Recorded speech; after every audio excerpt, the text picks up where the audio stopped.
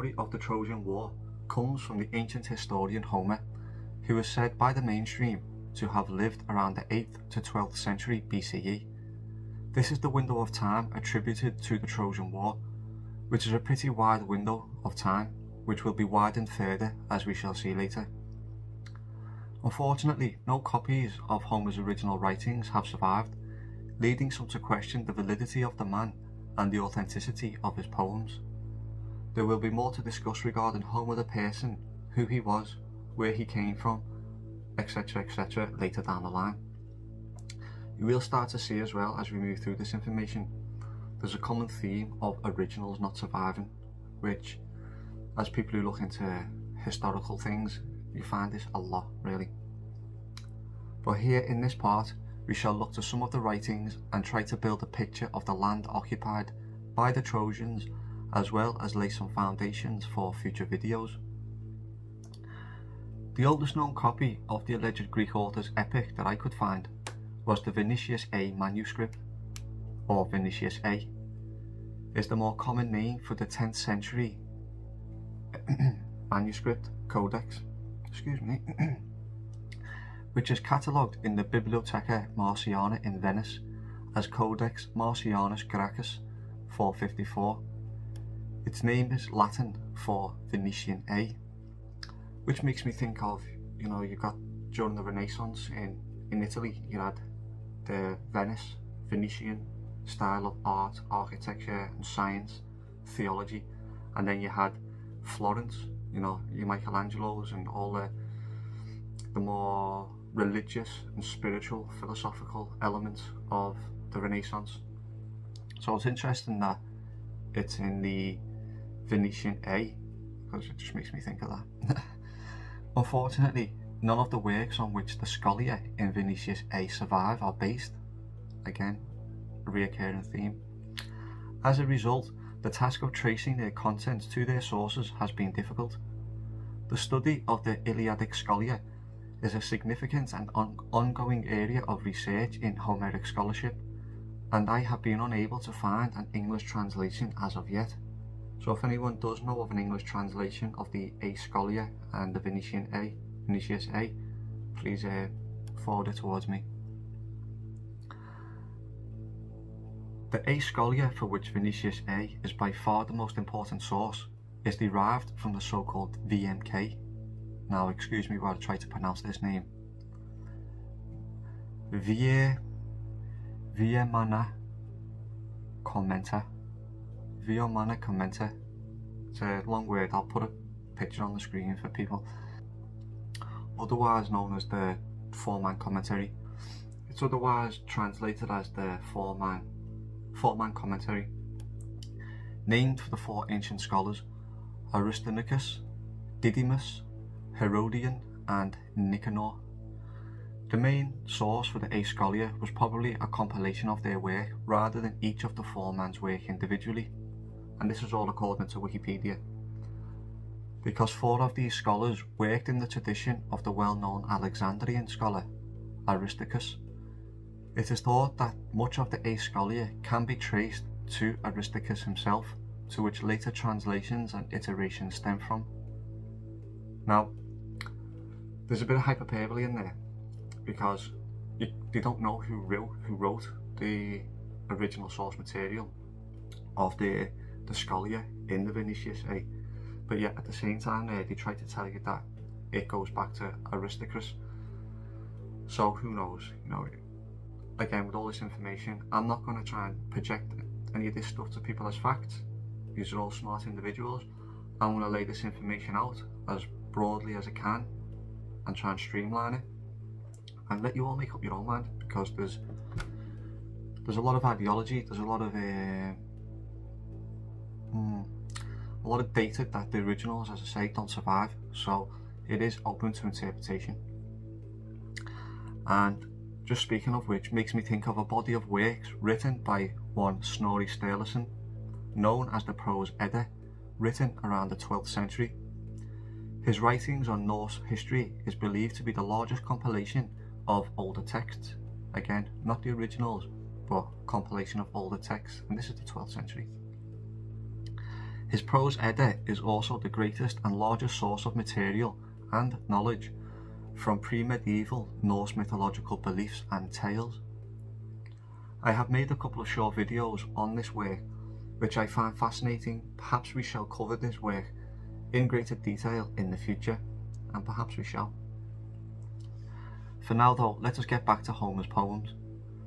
These poems involve Paris, who was the Prince of Troy and son of Priam, the wealthy ruler of Troy. Priam had many sons whom we shall come across, including Hector, a great warrior and valiant general, famous and loved as the protector of Troy's defences, having fought also in former campaigns as well as the Trojan War, which we shall come to later. Paris became embroiled in a tug of war between three goddesses, which included Hera, Zeus's wife, Athena, Zeus's daughter, and Aphrodite, the goddess of sexuality and love. Each of the three goddesses wished to be named the most beautiful and receive a much desired golden apple as a trophy. All three goddesses believed the apple was destined for her. Zeus, of course, not wanting to get drawn into choosing between these powerful goddesses, sends the trio along with his messenger Hermes, the god of wisdom, otherwise known as Mercury to the Romans and Thoth to the Egyptians, to nominate the mortal Paris as a judge. Now, interesting to note that as we move through this video, I will mention Atlantis very briefly. It's not the focus of the video, but I have to mention it when I come on to Plato and stuff. Now, the thing is, Thoth also went by the name of Tahuti to some people, but we won't go there. And Thoth was supposed to be a mortal man by some tradition, who was later venerated and deified, indeed transcended into the pantheon of Egyptian gods. While there's other ideologies, other scripture type stuff, like the Emerald Tablets of Thoth, like that go way back, not into thousands of years ago, but there's like Islamic iterations of Thoth and things like this going back to like the last 600-700 years, and there's other bits and bobs. No originals survive, of course, indeed, such as the Emerald Tablets, who discuss Thoth being an Atlantean who comes to the area of Egypt and he turns the barbarians into enlightened individuals, and that is the birth of the Egyptian culture in essence. Like I say, I'm not going to go too far into that, but it's very interesting that like Thoth, Egypt, we're going to come on to things like that in future videos. The work of Comines Beaumont, if anyone's read any of his works, it's fascinating. Let's leave it there.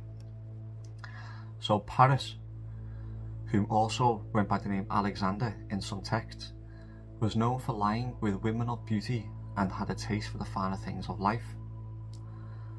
Saucy chap. In return for his judgment, he made a request to obtain the fairest and most beautiful woman in the world, which led to Paris gaining the possession of Helen of Sparta, who was betrothed and soon to be the wife of the High King Agamemnon's brother, Menelaus. This capturing of Helen is said to be the catalyst for the war that launched 1,000 ships from across Greece into Anatolia. But was it?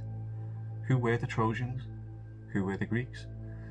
Well, in this video and future videos, we will look to explore these and more questions of the timeline, linguistical, etymological, geographical, archaeological and scholarly data from as many sources as I can gather. We shall learn more of the details of the Trojan War and the travels of one of its triumphant heroes, Odeyseus, as we go further in later videos.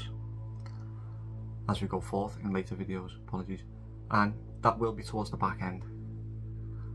I also found the works of Wilson and Blackett, Iman Wilkins, Marshall Abrahams, and the recently passed legend, Mr. Ross Broadstock, to name but a few authors in my research, who discussed the potentiality of one or more Trojan Wars, also in more than one location, or indeed in completely different centuries, #millennia. Wilson and Blackett are two authors who have done incredible work on a range of other historical topics who will come into play later. For example, they believe the war took place in the 7th century BCE over in Anatolia, modern-day Turkey, which is the mainstream location found by Schliemann known as Hisarlik, which we shall see is not suitable for the location for many reasons on this quest. Imman and Marshall, on the other hand, believe the war took place in Cambridgeshire, England, with Imman, Marshall and Ross believing there were two conflicts, not just the one. One war taking place in the eastern Mediterranean and the other in England, one in the 2nd millennium BC and the other in the 7th century BCE.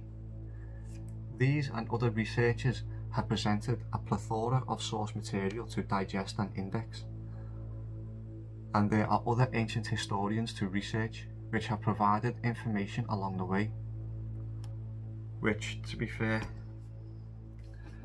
these have been the books I've been going through at this moment in time, and you find a lot of information online. There's a lot of PDFs, such as we'll come on to in just a moment's time, Darius the Phrygian, which I am probably going to order a book, see if I can find a good book with a hard copy of his information. But there's so much information that's out there that you've got to sift through, and it's been quite an undertaking, to be honest with you guys.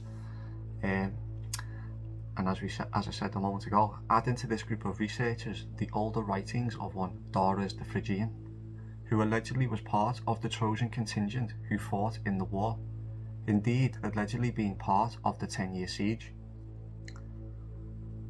Some claim Darius to hail from a town named Daresbury, near the ancient town of Chester, close to the River Mersey in the northwest of England.